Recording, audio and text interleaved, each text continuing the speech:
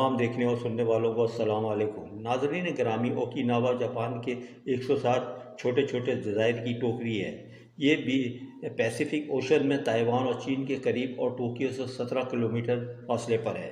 दुनिया में सबसे ज़्यादा सेहतमंद बुज़ुर्ग और इन जज़ायर में आबाद हैं। बुज़ुर्ग 100 साल से ज़्यादा उम्र के हैं और इस बढ़ापे में भी बाकायदा जॉगिंग करते हैं, साइकिल चलाते हैं, डांस करते हैं, जबकि जज़ायर के 2/3 आबादी 70 साल से ऊपर है और ये लोग जवान समझे जाते हैं।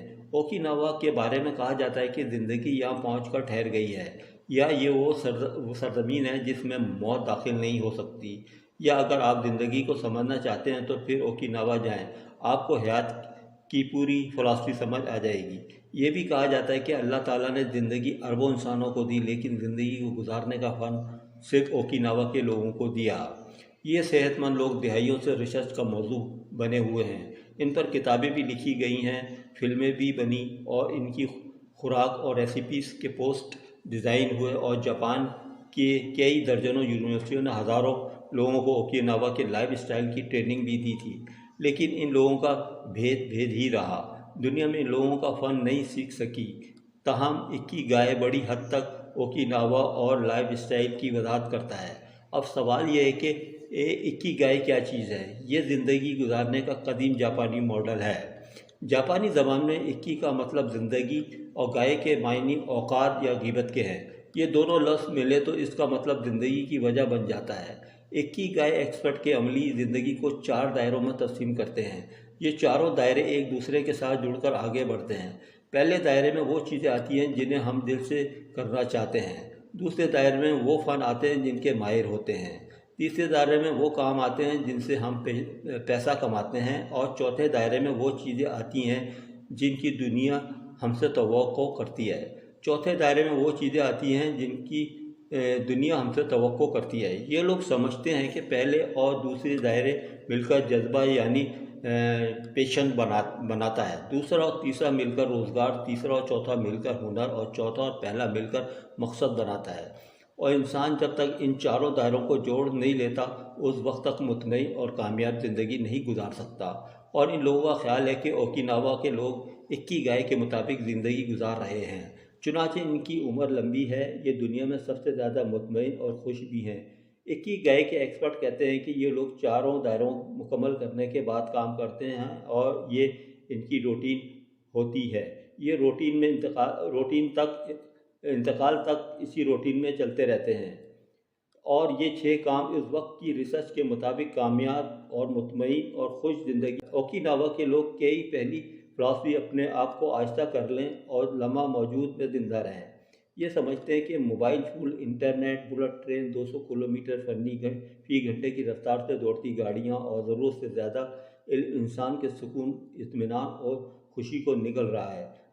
चुनांचे इंसान को अपने आप को आहिस्ता कर लेना चाहिए। आप दुनिया के साथ दौड़ लगाना, ये दौड़ आपको थकावट और बीमारी के सिवा कुछ नहीं देगी। आप जहाँ हैं और जो हैं वहीं रहें।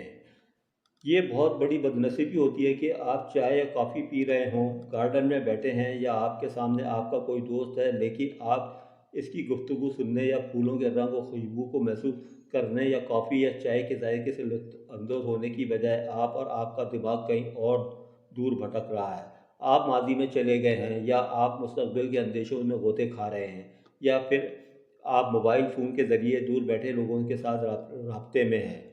चुनांचे आप कोशिश करें कि आप गैर ज़रूरी दौड़ में ना पड़ें। ये दौड़ आपको कहीं का नहीं छोड़ेगी। ओकिनावा के लोगों का दूसरा मामूल फितरत के साथ ताल्लुक़ है। ये नेचर से रिकनेक्ट रहते हैं। ये रोज़ाना बागों में जाते हैं, नदियों नालों के साथ बैठते हैं, साहिल समंदर के साथ साथ वॉक करते हैं और दरख्तों और पौधों के साथ वक्त गुजारते हैं। ये समझते हैं कि अल्लाह ने इंसान की तवानाइयाँ फितरत में रख दी हैं।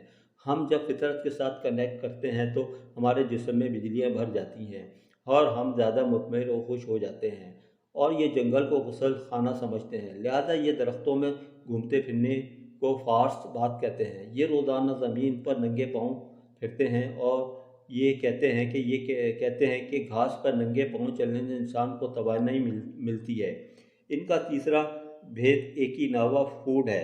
ये सदियों से मकामी खुराक खा रहे हैं। इनकी खुराक में ताज़ा सब्जियां, दालें, फ्रूट होते हैं।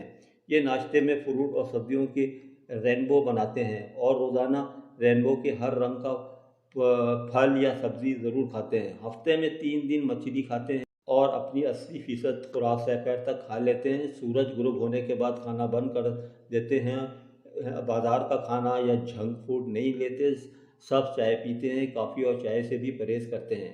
مقامی پھل و مسالے استعمال کرتے ہیں، اپنی سبزیاں خود اگاتے ہیں، روزانہ صرف 1900 کیلوریز کا کھانا کھاتے ہیں، آدھے سے زیادہ پیٹ نہیں بھرتے اور پانی زیادہ پیتے ہیں، لیکن شام کے بعد یہ بند کر دیتے ہیں۔ ان کا چوتھا راز جسم کی حرکت ہے، یہ جسم کو حرکت میں رکھے رہتے ہیں، یہ چل کر مارکیٹ جائیں گے اور سیڑھیوں چڑھیں گے۔ یہ 60 سال کی عمر کے بعد کوئی نہ کوئی فن ضرور سیکھتے ہیں اور باقی کی زندگی اس کے لیے وقف کر دیتے ہیں۔ اوکیناوا کے زیادہ تر بزرگ ایک کیلے جیسے درخت کے ریشے کاٹ کر اس کا دھاگا بناتے ہیں اور پھر اس دھاگے سے کپڑا بنتے ہیں اور اس کپڑے کا لباس تیار کرتے ہیں۔ یہ دنیا کے قیمتی ترین لباس سمجھے جاتے ہیں۔ یورپ میں اس کپڑے کی شرٹ 18,000 یورو میں فروخت ہوتی ہے۔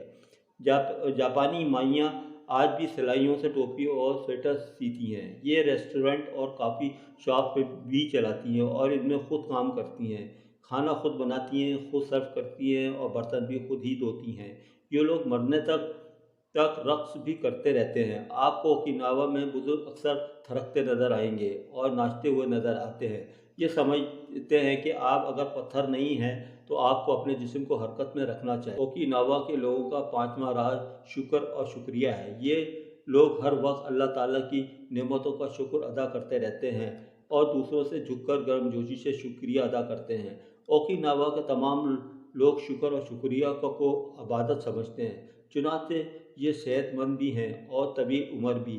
ان کی آخری عادت عقیہ ہے۔ یہ لوگ اپنی زندگی اکیگائی کے مطابق گزارتے ہیں۔ وہ کام کرتے ہیں جو دل کو لگتا ہے، کام باقاعدہ سیکھتے ہیں، آخری سانس تک پیسہ بھی کماتے ہیں اور دنیا کے لیے مفید بھی ثابت ہوتے ہیں۔ جی تو دوستو، آج کی ویڈیو میں بس اتنے ہی۔ امید ہے کہ آپ کو یہ ویڈیو پسند آئی ہوگی۔ اگر وہ ویڈیو اچھی لگی تو اسے لائک کریں اور دیگر دوستوں میں بھی شیئر کر دیں۔ شکریہ۔